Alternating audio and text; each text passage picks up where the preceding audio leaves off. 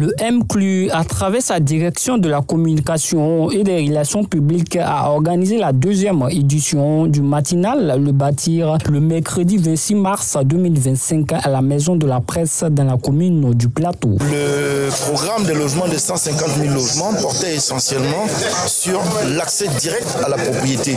C'est-à-dire que les Ivoiriens étaient sollicités pour faire des crédits, pour prendre des crédits hypothécaires afin d'avoir un logement social dont le coût varie entre 12 500 000 et 23 millions. Cet événement qui s'inscrit dans une volonté de transparence et de sensibilisation a mis en lumière les grands axes des politiques de logement en Côte d'Ivoire avec un focus particulier sur l'accessibilité des logements sociaux et économiques. Dans le programme d'urgence, le gouvernement va en location-vente.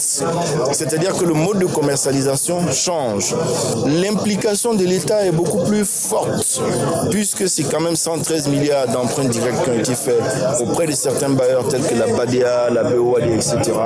pour lancer les 25 000 logements d'urgence. Ce rendez-vous a permis aux citoyens et aux acteurs du secteur de mieux comprendre les dispositifs et opportunités de l'État en matière d'habitat en comparant les acquis, les différences et les perspectives entre le PPCL, SE et le programme d'urgence de 25 000 logements.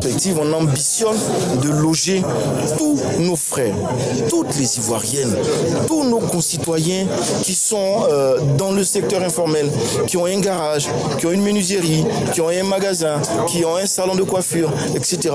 La maman qui va au marché Gouro, qui va à Cocovico, etc., au marché de Cocody, etc.